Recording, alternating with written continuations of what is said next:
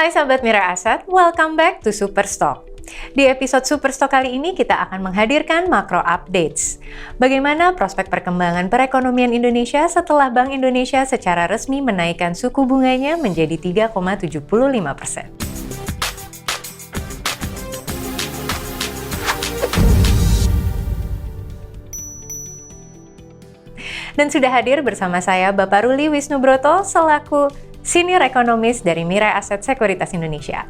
Halo Pak Ruli. Halo Mbak Alia. Gimana nih Pak Ruli setelah kita melihat ternyata inflasi masih terus berlanjut dan banyak yang mengkhawatirkan ini akan adanya resesi. Bagaimana nih perkembangannya? Dari beberapa negara di dunia memang tercatat inflasi masih terus mengalami kenaikan. Di Eropa itu saat ini inflasinya sangat tinggi.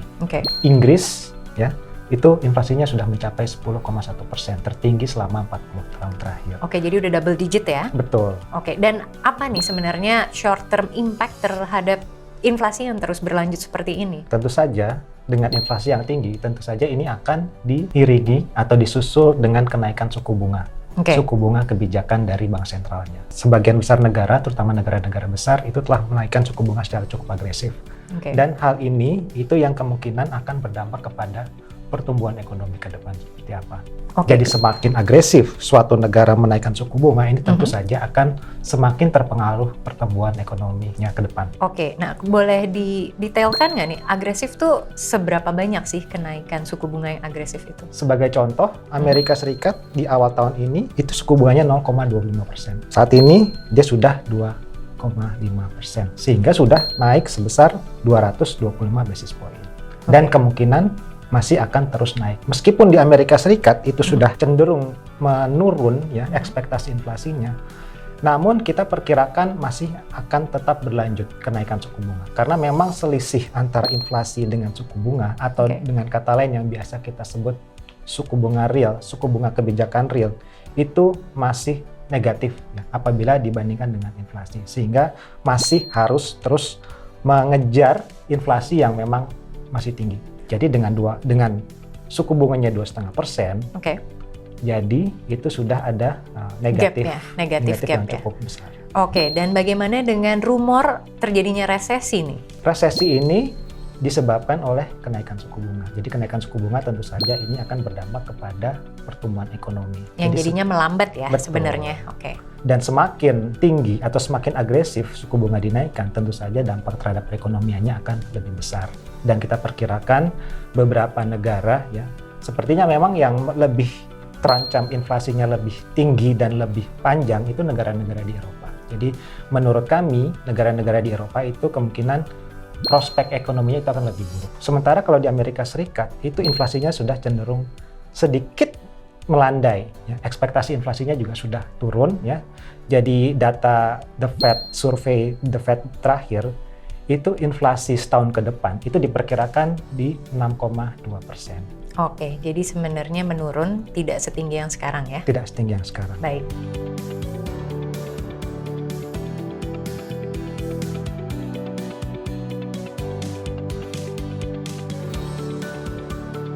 Indikasi dari perlambatan ekonomi sendiri itu akan merubah lagi nih tatanan antara supply dan demand. Sedangkan demand terhadap komoditasnya lagi tinggi-tingginya. Nih apa nih akan berdampak selanjutnya? Sebenarnya hal ini ada dua sisi. Ini bisa berdampak negatif, bisa berdampak juga positif. Dampak positif adalah ekspektasi inflasi, seperti saya katakan tadi, di negara-negara maju itu akan menurun, khususnya di Amerika Serikat. Sementara dampaknya terhadap Indonesia, itu kemungkinan selama ini pertumbuhan ekonomi Indonesia yang tinggi sepanjang semester 1 2022 ini antara lain ditopang oleh komoditas yang tinggi seperti CPO, batubara. Dengan prospek komoditas yang kemungkinan akan menurun, hal ini juga kemungkinan akan berdampak juga kepada aktivitas ekonomi di dalam negeri. Sepanjang semester 1 itu kita sudah ada surplus sekitar 25 billion US dollar. Ini trade balance ya? Trade balance, karena disebabkan oleh harga komoditas yang tinggi. Sehingga dengan apabila sampai dengan akhir tahun itu komoditasnya akan cenderung menurun, mungkin ekspor kita juga akan menurun. Ini sudah terlihat dari angka pertumbuhan ekspor di bulan Juli yang melambat dibandingkan dengan bulan Juli.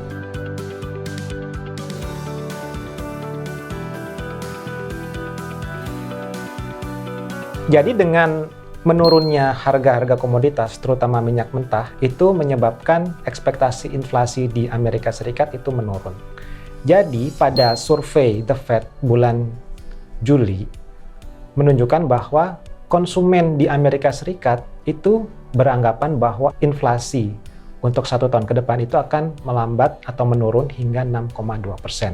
Hari ini diperkirakan akan dapat menyebabkan atau mempengaruhi The Fed untuk lebih tidak agresif dalam menaikkan suku bunga. Sehingga kalau kami memperkirakan The Fed masih akan tetap menaikkan suku bunga, namun tidak sebesar apa yang dilakukan di bulan Juni dan di bulan Juli, yang masing-masing sebesar 75 basis point. The Fed sampai dengan akhir tahun itu akan kembali menyelenggarakan FOMC meeting sebanyak 3 kali. Kami perkirakan nanti itu masing-masing di bulan September akan naik 50 basis point, di bulan November dan di bulan Desember itu akan naik masing-masing sebesar 25 basis point. Sehingga hal ini tentu saja akan direspon positif oleh market. Dan ini juga akan sangat bergantung kepada kondisi perkembangan inflasi di Amerika Serikat ke depan. Jadi di minggu ini sendiri itu ada namanya Jackson Hole Meeting yang kemungkinan market ini akan melihat bagaimana sinyal yang diberikan oleh The Fed ya, terutama terkait dengan arah suku bunga ke depan.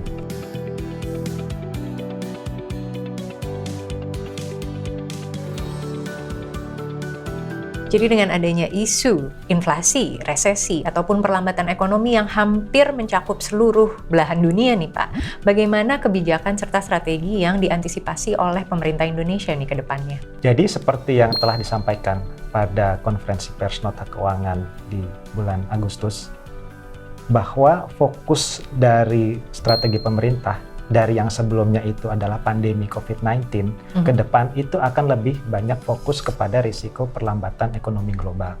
Prospek ekonomi global di akhir tahun 2022 dan juga di 2023 yang kemungkinan akan memburuk.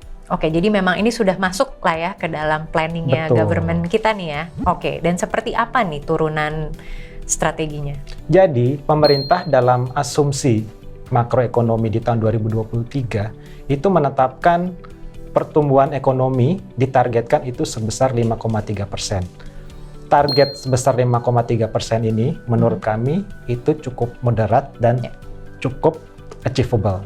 Dengan tingkat inflasi sebesar 3,3%, kemudian rupiah terhadap US dollar rata-ratanya 14.750, imbal hasil obligasi pemerintah tenor 10 tahun itu di 7,9%, harga minyak mentah itu US dollar 90 per barrel, lifting minyak itu 660.000 barrel per hari, dan lifting gas sebesar 1,05 juta setara barrel per hari di tahun 2023. Sepertinya dengan berbagai asumsi ini, ya pemerintah juga sudah memasukkan asumsi atau risiko bahwa di tahun 2023 mendatang itu perekonomian global itu masih penuh dengan ketidakpastian. Masih tekanan ya? Betul.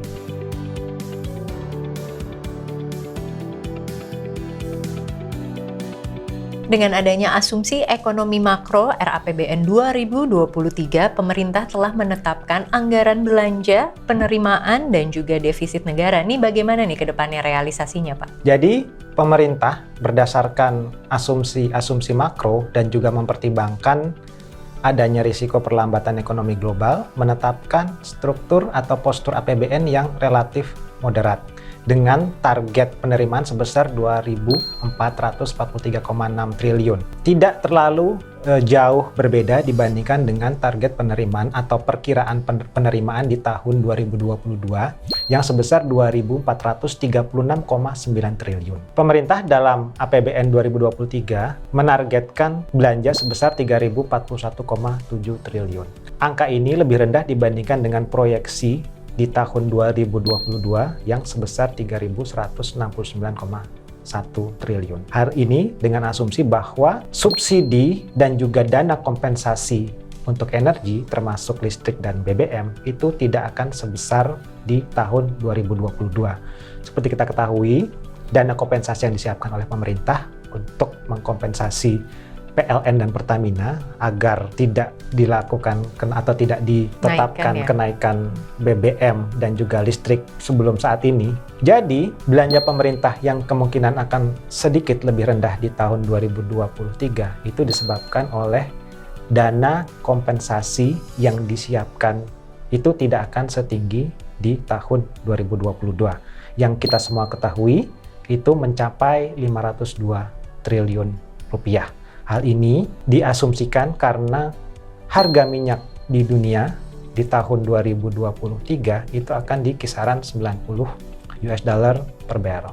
Tidak setinggi di tahun 2022 yang sebesar antara 95 sampai dengan 105 US dollar per barrel. Dengan perkembangan tersebut atau dengan target-target penerimaan dan pengeluaran pemerintah, defisit APBN itu ditargetkan sebesar 598,2 triliun atau 2,85% terhadap PDB.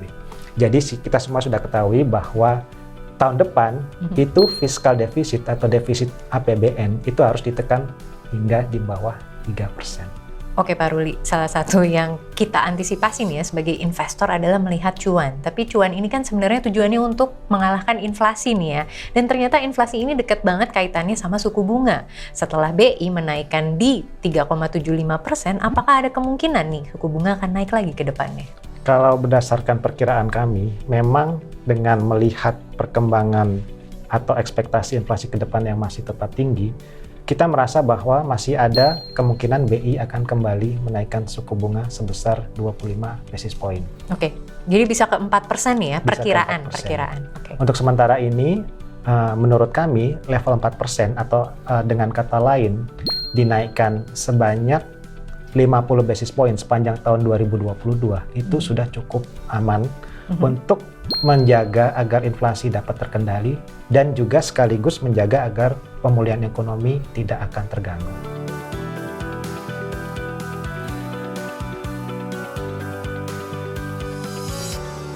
Dan bagaimana strategi BI untuk menjaga stabilitas rupiah yang tadi diprediksi tetap ada di kisaran 14.750 nih Pak? Ya, jadi Bank Indonesia sementara ini masih akan tetap melakukan stabilisasi nilai tukar rupiah dengan menggunakan strategi triple intervensi. Triple intervensi itu mencakup intervensi di pasar spot, domestic non-deliverable forward atau di NDF, dan juga transaksi di pasar obligasi negara atau SPN. Selanjutnya, Bank Indonesia itu melakukan apa yang disebut sebagai operation twist. Jadi operation twist ini adalah menjual obligasi pemerintah jangka pendek dan secara bersamaan membeli obligasi atau SBN yang jangka menengah dan jangka panjang. Okay. Jadi tujuan dari operation twist ini adalah untuk meningkatkan atau mendorong agar yield untuk yang jangka pendek itu naik sehingga ini menjadi lebih atraktif untuk investor asing dan mendorong agar terjadi foreign capital inflows. Namun di sisi lain dengan membeli SBN yang bertenor menengah dan panjang, BI berusaha untuk menurunkan yield untuk menengah dan panjang sehingga ini diharapkan akan dapat tidak mengganggu perekonomian dan juga meringankan beban pemerintah dalam pembiayaan APBN. Tentu saja semakin tinggi yield, maka beban untuk pemerintah dalam pembiayaan APBN ini akan semakin besar.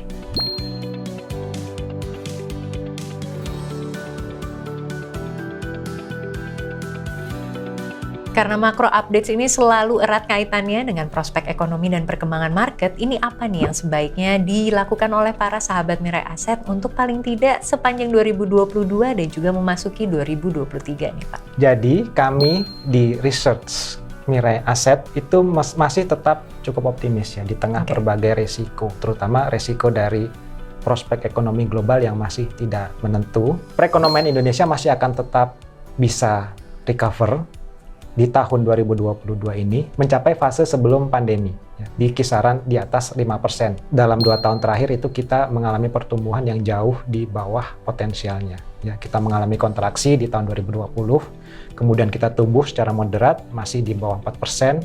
Kita harapkan tahun ini akan tumbuh di level sebelum pandemi, yaitu di kisaran 5%. Dengan perkembangan tersebut, saya rasa ini akan cukup positif ya dengan kaitannya dengan fundamental emiten. Jadi dengan prospek ekonomi, jadi ekonomi yang akan tumbuh lebih tinggi di 2022 ini, seharusnya earnings untuk emiten itu juga akan lebih baik. Sehingga secara fundamental hal ini juga akan tetap positif terhadap kinerja di pasar saham. Oke Sobat Mirai Aset, jadi tetaplah stay positif dan tetaplah terupdate dengan Superstock Macro Updates. Saksikan episode Superstock selanjutnya, jangan lupa untuk di like, komen, dan subscribe YouTube Mirai Aset Sekuritas Indonesia. Sampai jumpa di episode selanjutnya dan pastinya happy cuan!